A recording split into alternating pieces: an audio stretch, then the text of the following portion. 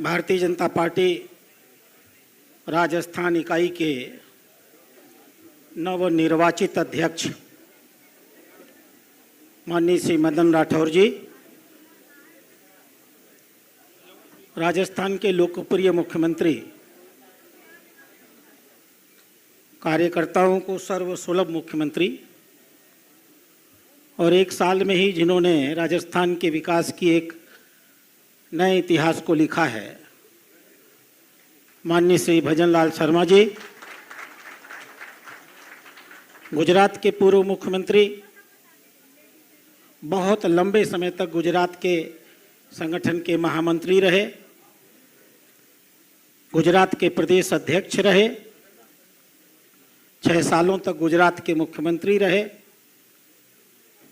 आज पंजाब प्रांत के प्रभारी हैं और इस चुनाव के लिए उनको हमारी केंद्रीय इकाई ने चुनाव अधिकारी बना करके भेजा है, जिनका आशीर्वाद हम लोग प्राप्त कर रहे थे माननीय श्री विजय रूपानी जी। मंच पर उपस्थित हमारे बगल में बैठे हुए हैं प्राथमिक सदस्यता प्रभारी माननीय श्री ओंकार सिंह लखावत जी, हमारे प्रदेश अपील अधिकारी माननीय श्री घनश्याम तिवारी जी, हमारे सक्रिय सदस्यता के प्रभारी श्री अरुण चतुर्वेदी जी थे। आज अपनी माता जी की इलनेस के नाते वो यहाँ नहीं हैं। राजस्थान के उप मुख्यमंत्री द्वय बहन दिया कुमारी जी और प्रेमचंद बैरवा जी, इस कार्यक्रम में उपस्थित 3 पूर्व अध्यक्षों को मैं देख सकता हूँ, माननीय श्री सीपी जोशी जी, माननीय श्री अशोक परनामी जी और माननीय श्री सतीश पुनिया जी। मंत्रिमंडल के बहुत सारे सदस्य हम लोगों के बीच में हैं, माननीय श्री सुरेश रावत जी, माननीय श्री जोगाराम पटेल जी, माननीय श्री संजय शर्मा जी, माननीय श्री जोराराम जी, माननीय श्री हेमंत मीणा जी, माननीय श्री अविनीश गहलोत जी, श्री के बिश्नोई और श्री जोगेश्वर गर्भ जी, श्री जवाहर बेढ़म जी और श्री ओटाराम जी, श्री सुमित गोदारा जी और श्रीमती मंजू बागमार जी, भारतीय जनता पार्टी के वरिष्ठतम नेता, बहुत सारे विभागों के मंत्री रहे, जुझारू व्यक्तित्व के स्वामी माननीय श्री राजेंद्र राठौर जी, इस कार्यक्रम में उपस्थित सभी स्तर के सम्मानित जनप्रतिनिधिगण, सभी नवनिर्वाचित जिलाध्यक्षगण और स्वाभाविक रूप से आपके बीच में कुछ प्रदेश कार्य समिति के भी सदस्य होंगे और राष्ट्रीय कार्य समिति के भी सदस्य होंगे, ऐसे सभी सम्मानित जनप्रतिनिधिगण। मित्रों, आज से 7 महीने पहले जब मैं यहाँ आया था तो मदन राठौर जी को मैं जानता भी नहीं था। मेरे आने के कुछ दिन पहले ही ये यहाँ के अध्यक्ष नामित हुए थे। मुझे इस मंच से कहने में कोई गुरेज नहीं है,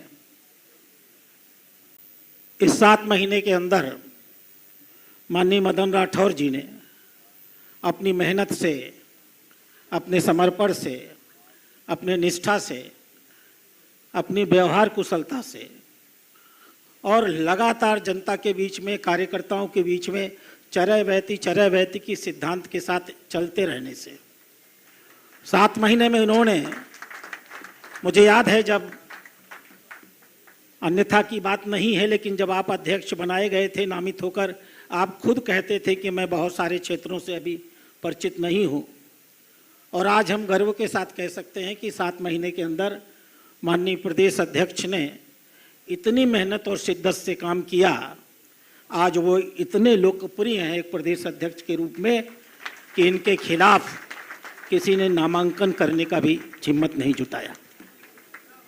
आप इसके लिए बहुत बहुत बधाई के पात्र हैं।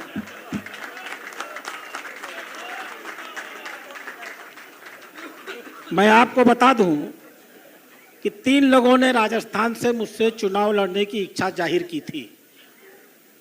मैंने उनसे कहा था कि प्रदेश कार्यालय पर चले जाइए, वहाँ की प्रक्रिया समझ लीजिए, आप नामांकन करिए, मैं चुनाव करवा दूंगा। मैंने उन्हें आश्वस्त किया था।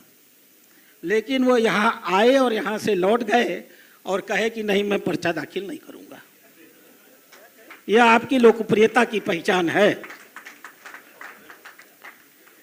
लेकिन माननीय प्रदेश अध्यक्ष जी, लोकप्रियता बहुत सी चुनौतियों को भी लेकर के आती है। सबसे बड़ी चुनौती यह है कि राजस्थान में आपकी सरकार है। संगठन के लिए मैं इसे हमेशा चुनौती मानता हूं, क्योंकि जब सरकार अपनी होती है तो हमारे मन में संतुष्टि का बोध होता है। हमें लगता है कि हमने सब कुछ पा लिया है। हमें लगता है कि पूरे राजस्थान में हमारा ही बोलबाला है। हम आत्मश्लाघा से, अति आत्मविश्वास से इतना डूब जाते हैं कि माननीय मुख्यमंत्री के पांव में ही अपना पांव डाल करके हमें लगता है कि संगठन का काम हो गया। ऐसा कतई नहीं होता।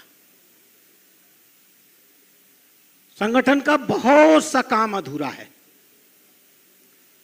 हम जब राष्ट्रीय स्वयंसेवक संघ के बारे में कहते हैं कि राष्ट्रीय स्वयंसेवक संघ हिंदू समाज में एक संगठन नहीं है, हिंदू समाज का एक संगठन है। दोनों में बहुत बड़ा अंतर होता है।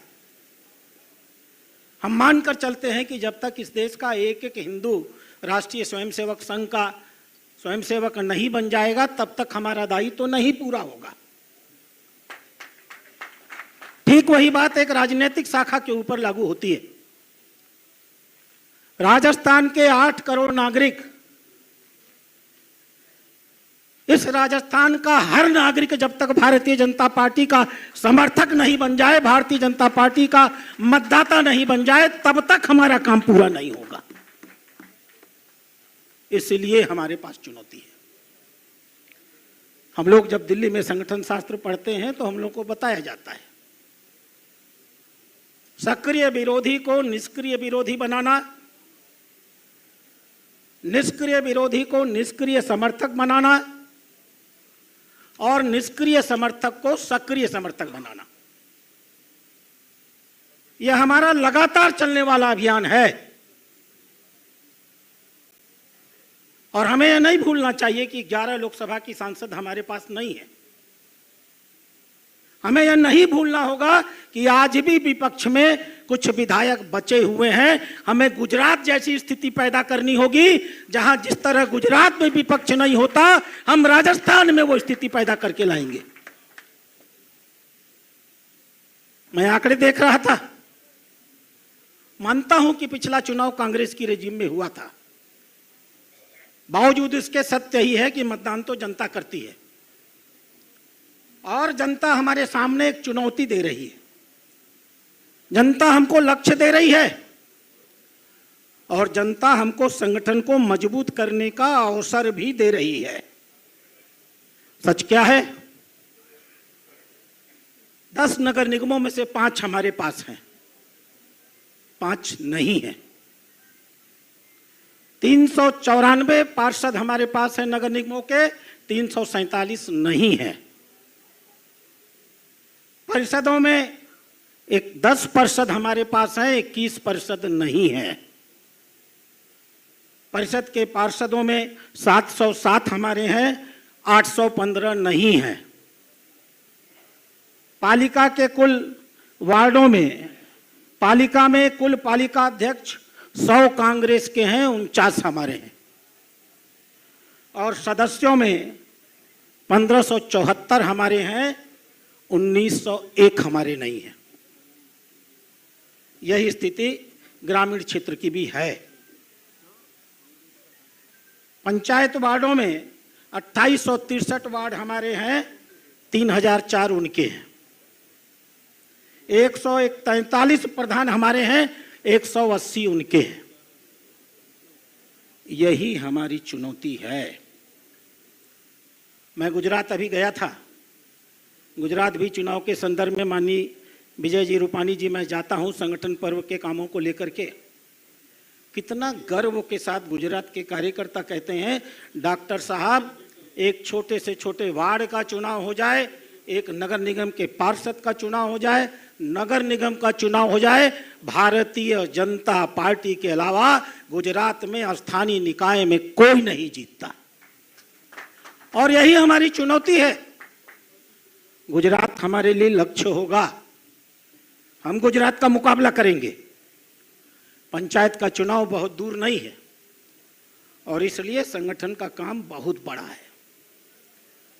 संगठन को एक एक जिले में पहुंचना होगा, एक एक गांव में पहुंचना होगा, एक एक वार्ड में पहुंचना होगा, अच्छे और समर्पित प्रत्याशियों को लेकर के पहुंचना होगा और हमें यह सुनिश्चित करना होगा कि हम इतनी ऐतिहासिक संख्या में अपने जनप्रतिनिधियों को पार्षद के चुनाव में, लोकल स्थानीय निकाय के चुनाव में दे के भेजे कि दिल्ली भी कहे कि हाँ, इस राजस्थान में भजन लाल शर्मा यहाँ का मुख्यमंत्री है।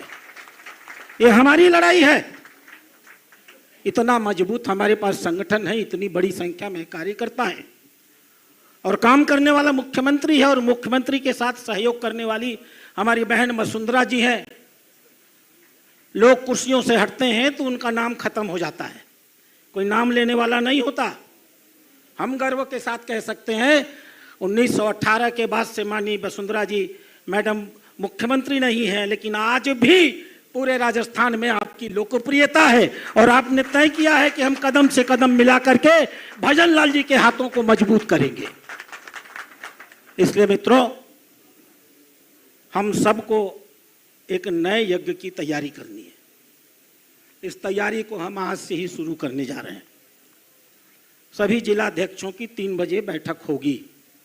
मैं और नवनिर्वाचित प्रदेश अध्यक्ष उस बैठक में बैठेंगे और किस प्रकार से, जैसे हम लोगों ने एक अच्छे अध्यक्ष को चुना है, हम सारे जिलाध्यक्षों को जानते हैं। बहुत ईमानदारी के साथ मदन जी ने टीम बना करके, 5 लोगों की टीम बना करके बहुत ईमानदारी के साथ अध्यक्षों का चयन करने का काम किया है। हमें जिला समितियां बनानी है, हमें मंडल समितियां बनानी है और जितनी अच्छी, जितनी समर्पित ये समितियां हम बना लेंगे, स्थानीय निकायों के चुनाव में हम उतनी मजबूती से जीतने की स्थिति में होंगे। आप इस चुनौती को लेने के लिए तैयार हैं क्या? जोर से बोलिए, भारत माता की।